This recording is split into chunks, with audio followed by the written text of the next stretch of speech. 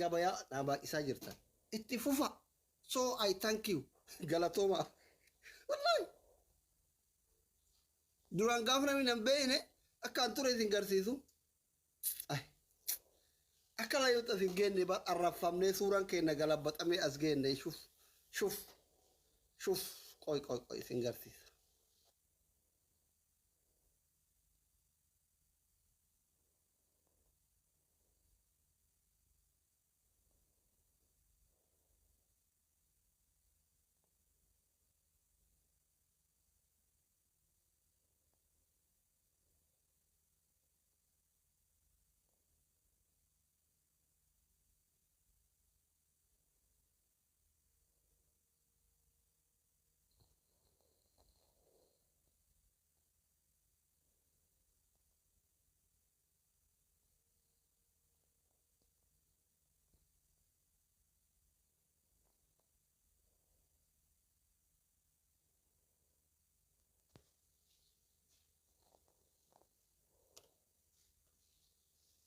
This is anaa gaafa namni hin beekneeti jechuudha.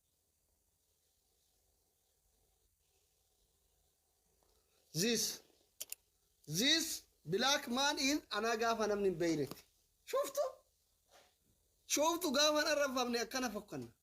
Awaada isin halkanii guyyaan arrafitaniin I am smart bareedaa gabbataa tayaa dhufaara isin galee. So warri arrafitan galatooma. Arrabni keessan bakkaarra jiru kanaan nagaye. Moora waata isinnatti kaana arrabsaa deemtaniin baay'ee bareedumaan addunyaa irratti tokkoffaa ta'uu mala. Amma duraan akka Oromootitti duubaan tokkoffaa ture amma sadarkaa 10 keessa seeneera. Oromoo keessaa namni kiyya bareedu lakkoofsan 10 caalan kurnaffaa irra jira. Awaata isin arrabsanii akka Oromooti tokkoffaa akka biyyaatti akka addunyaatti jechuudha. Jabaadha warri arrabsuus warri naafasitti muddaa jechuudha barbaanneetti mala yaada biraatiif miti. Waan akkasii kana jira. Wanni isin hin beekne arrabni nama bareecha akkuma Jowaar jedhe suni. Arraba keessan nuti walitti guurree fooqii ittiin ijaaraa jirra. Maallaqa godhaa jirra. Karan beekne na fayyadaa jirtan. Ka'uudhee silkiin immoo istaak ta'eera. Ibanne suuraan ka'uu didaara subhaanahu wa ta'ala. Gadhee yoona waraabaa jirti bara jala teettee. Warra nama waraabuu dadhabne amma isin galee deebii argattanii. Mee amma namni suuraa reefisan argee asli irribaa ka'ee dhufe kana arge hin amana. Amma maadariin tiyyaayyuu suuraa kiyya kana argitu hin beektu bara. Maaliif ijoolleen irratti dhalatan hundi dullooman. Ana waata isin arrafitaniin speeshaal ijoollummataa deema. Hiriyoonni kiyya hundi amma dulloomaniiru. Sini gara. Daa'ima amma reefillee andar eejjii fakkaata. Amma shamarran tokko kan dhaloota kiyya hin beekne andar eejjii na seeya. Meeqatu na jana januuf na gaafata andar eejjii na see. Dullacha garuma ilmoon kiyya heeruma fuudha ga'e intalli tiyya heeruma geette. Arrabni urmii nama dheeressaa deema yoo itti yaadu baatan. Sheekamaan reefitti tapha qabdan jedhanii maaliif leenca gadi hin dhiifne akka gaaf tapha keetti si beekse. Arrabni sheekamaaliima kana bareechuu dide garuu. Sheekamaaliin bareechuu dide itti yaada bara. Arrabni sheekamaal irraa rifeensa fixaara. Nagalchi maal haa taatuuf si galcha. Riyaala 500 makiinaa deemtuu biti gadhiisi viidiyoo si hojjedha. Daddabe. Sheeti jatti. Nagalchi yaa maal barbaada? Akka nama fira qabu tapha beellamaa ta'e. Gabayaa dhaabaa isaa jirtan itti fufa. So I thank you. Galatooma. Wallahi. Duraan gaafa namni hin beekne akkaan ture isin garsiisu. Ay. Akka laayyoota isin geenne arrafamnee suuraan keenya galabbaxamee as geenne shuf shuf shuf qoy isin garsiisa.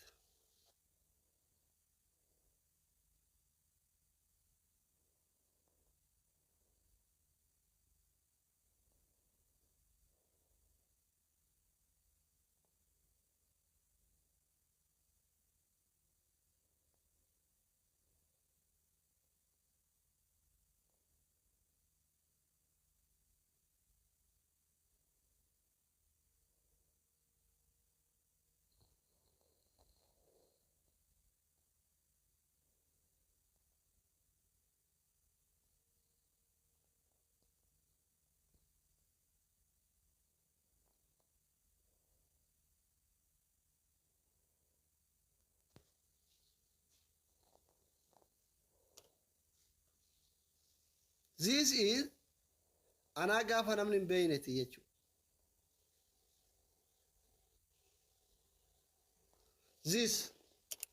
This black man is anaa gaafa namni hin beeyneti. Shuftu gaafa arrafamne akkana fakkanna. Awaada isin halkanii guyyaan arrafitaniin I am smart bareedaa gabbataa tayaa dhufaaratin galee. So warrin arrafitan galatooma. Arrabni keessan bakka irra jiru kanaan nagaye. Moora awaada isin natti kaana arrabsaa deemtaniin baay'ee bareedaa bareedumaan addunyaa irratti tokkoffaa ta'uu mala. Amma duraan akka Oromootitti duubaan tokkoffaa ture amma sadarkaa 10 keessa seeneera. Oromoo keessa namni kiyya bareedu lakkoofsan 10 caalan kurnaffaa irra jira. Awaata isin arrabsanii akka Oromooti tokkoffaa akka biyyaatti akka addunyaatti jechuudha. Jabaadha warri arrabsuus warri naafasitti muddaa jechuudha barbaanneetti mala yaada biraatiif miti. Waan akkasii kana jira. Wanni isin hin beekne arrabni nama bareecha akkuma Jowaar jedhe suni. Arraba keessa nuti walitti guurree fooqii ittiin ijaaraa jirra. Maallaqa godhaa jirra. Karan beekne na fayyadaa jirtan. Ka'uudhee silkiin immoo istaak ta'eera. Ibanne suuraan ka'uu didaara subhaanahu wa ta'ala. Gadhee yoona waraabaa jirti bara jala teettee. Warra nama waraabuu dadhabneera. Amma isin galee deebii argattanii. Mee amma namni suuraa reefisan argee asli irribaa ka'ee dhufe kana arge hin amana. Amma maadariin tiyyaayyuu suuraa kiyya kana argitu hin beektu bara. Maaliif ijoolleen irratti dhalatan hundi dullooman. Ana waata isin arrafitaniin speeshaal ijoollummataa deema. Hiriyoonni kiyya hundi amma dulloomaniiru. Sini gara. Daa'ima amma reefillee andar eejjii fakkaata. Amma shamarran tokko kan dhaloota kiyya hin beekne andar eejjii na seeyan. Meeqatu na jana januuf na gaafata andar eejjii na see. Dullacha garuma ilmoon kiyya heeruma fuudha ga'e intalli tiyya heeruma geette. Arrabni urmii nama dheeressaa deema yoo itti yaadu baatan. Sheekamaan reeffitti tapha qabdan jedhanii maaliif leenca gadi hin dhiifne akka gaaf tapha keetti si beekse. Arrabni sheekamaaliima kana bareechuu dide garuu. Sheekamaaliin bareechuu dide itti yaadaba. Arrabni sheekamaal irraa rifeensa fixaara. Nagalchi maal haa taatuuf si galcha. Riyaala 500 makiinaa deemtuu biti gadhiisi viidiyoo si hojjedha. Daddaf. Sheeti jatti. Nagalchi yaa maal barbaada? Akka nama fira qabu ta'a beellamate. Assalamualaikum. Alaikum salam. Bakara. Habibi akkami? Faya. Bulu ka dhugaara hin deette. Deette kaate shee. Keessumaa waliin jirra bar. Een wajjin jir.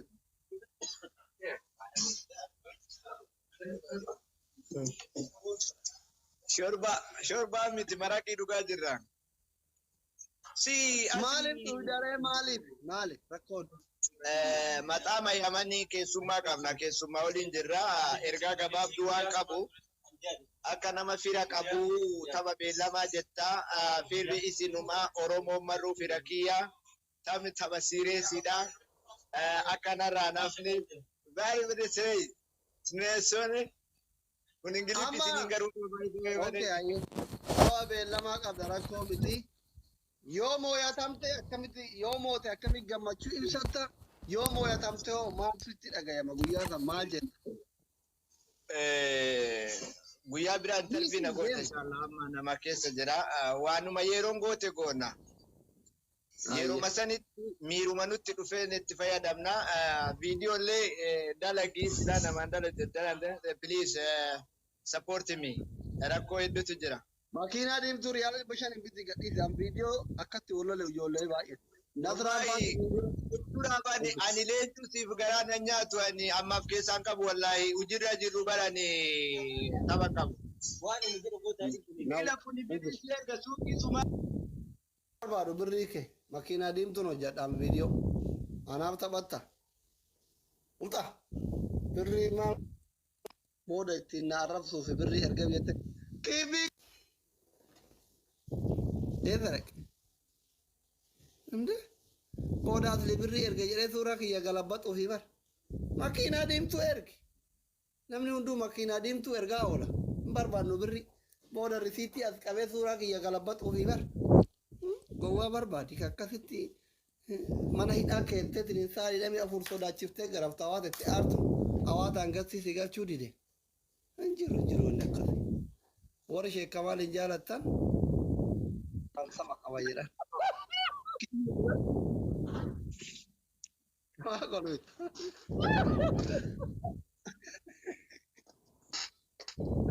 ما قول بدبرين يرجعنا نجري ما قول بدبرين كويس ما يفكر نفيتا بري يرجع دي ما نبغى نجري أوه كيفي how are you أصلي أكمل نجا ما قلت فيا كذي where are you been يا براخية أصلي ويه أكمل مالي أتي كانوا مسانجتني أجيب فتا نوسيجرا نوسوجيجرا أتين كاتو نون يفتري كذا لغارة بين وري نعرف نصور سوبر نجارة ترى كلام ندارو سوبرني نعرف فنين بيجان توكو ماله ونام يوم أنسي جمر كاران نتيجة Akaka yungo maljada sifakate.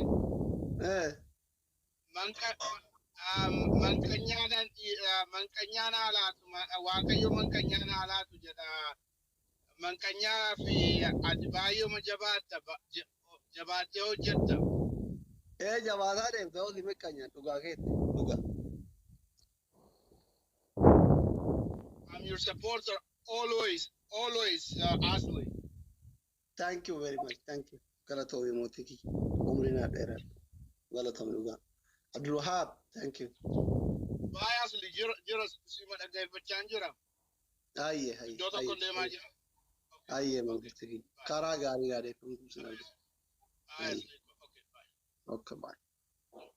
Firi. Ani bade. Maali akkanatti macureen dhukkubsitanii gaafa mandeetu Friday hojii hojjedha.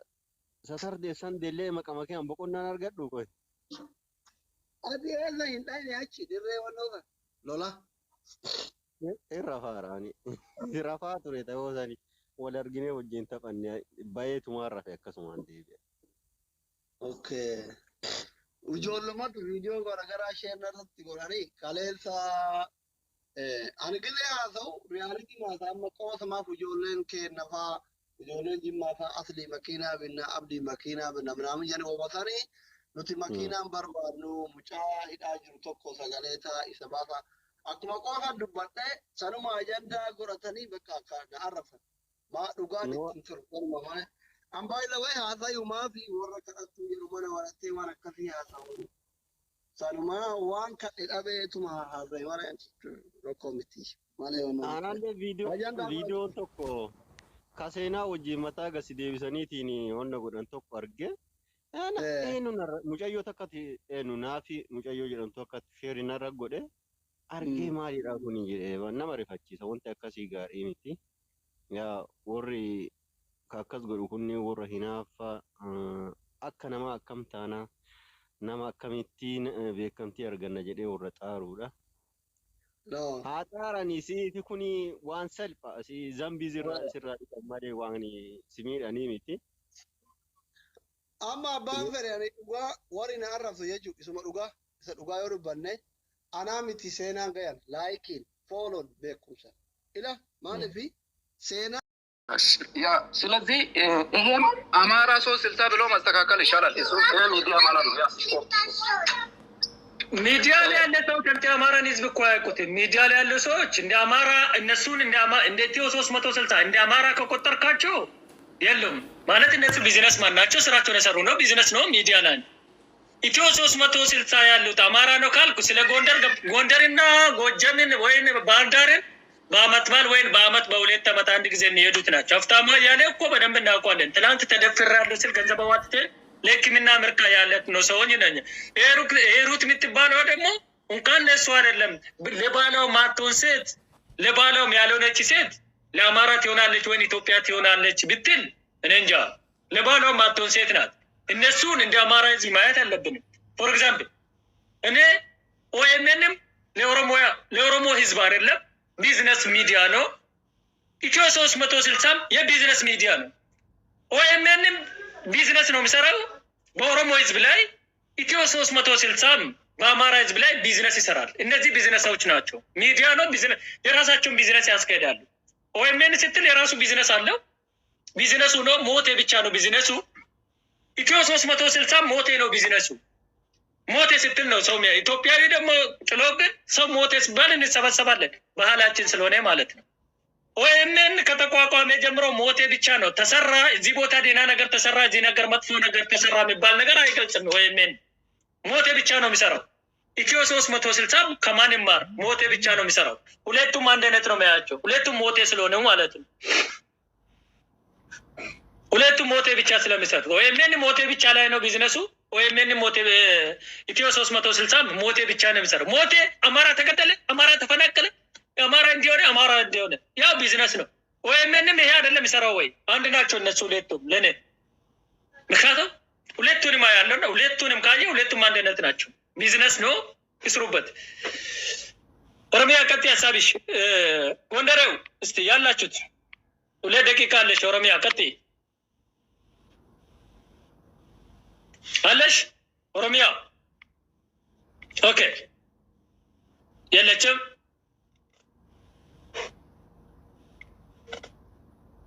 ቀጥል ሀሳቤን አመድን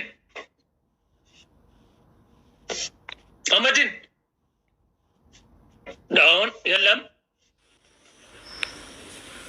ኦኬ የሌላችሁ ሰዎች ሰላም ነን። ቀጥል ሀሳቤን። እንደምን አለ? ሰላም ነኝ አልሐምዱሊላህ።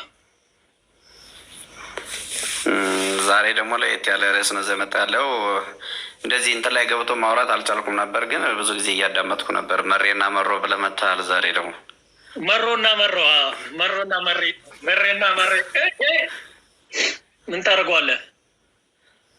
ቀጥል እና ምንድነው ሀሳብ ለመስጠት ሁለቱም ላይ ያው ሁሉም የራሱን እንትን የሚሰጠው እና ሁሉንም ስገልጹት ነበረ። ማለት የተለያዩ ሰዎች ናቸው፣ የተለያየ አይዲዮሎጂ ነው ያላቸው፣ አላማቸውም የተለያየ ነው። መሬ እንደተባለው አሁን በዚህ ሳምንት በተፈጠረው ግጭት ሳይሆን ማየት ያለብን መሬ ከህዝብ ጋር የሚኖር ለመንግስትም ጋር የሚኖር ምንም ችግር የሌለበት ከመታገል ውጭ ማለት ለህዝብ ለሀገር ከመታገል ውጭ ሌላ ምንም አይነት አላማ የለውም። ስልጣን ፈለጋም የለውም። ከመንግስት ጋርም ችግር የለበትም። ከአካባቢው ህዝብ ጋርም ችግር የለበትም። እንደ መሬ ስገልጽ ማለት ነው። መንግስት በጠራው ሰዓት ታግሏል። መንግስት አቁም ሲለው ታርቅ ያለው ሲል አቁሟል። ትጥቅ ፍታ ሲለው ደግሞ እንደተባለው ያልተመለሰ ጥያቄ አለኝ እንቆይ ብሎ ጥያቄ አቅርቧል። አልፈታም ብሏል። በቃ ይሄ ነው የመሬ እንጂ አሁን ያ ችግሩ ቢፈታለት መሬ መሳሪያውን ጥሎ ወደ ስራው እንደሚገባ ግልጽ ነው። ነገ ከነገ ወዲያ ደግሞ አሁን መንግስት ለቸግሮት ወይም ደግሞ ለሆነ ነገር አላማ ቢጠራው ተመልሶ ተሰልፎ ሊታገል የሚችል ሰው ነው ማለት ፋኖ በነገራችን ላይ ፋኖ ሽፍት አይደለም። ያውን በየጫካ የሚሄደው ወይም ደግሞ የሚለውን አለማየት ያለብን ፋኖ ሽፍት አይደለም። ፋኖ ታጋይ ነው። በችግር ጊዜ ሀገሩና ወገኑን ከችግር የሚታገል ከዛ በኋላ ትግሉን ሲያበቃ ደግሞ ወደ ስራው የሚገባ ነው። መሮ ደግሞ የአካባቢው ማህበረሰብም ለአካባቢው ማህበረሰብ እታገላለሁ ነው የሚለው አላማ አለኝ ብሎ ነው። ታተባርጉት ማለት እንደወር ነው። ይቀጣ ስልክ ገብቶብኝ ነው። ኦኬ እና መሮ ምንድነው ታጥቆ መንግስትን ታጥቆ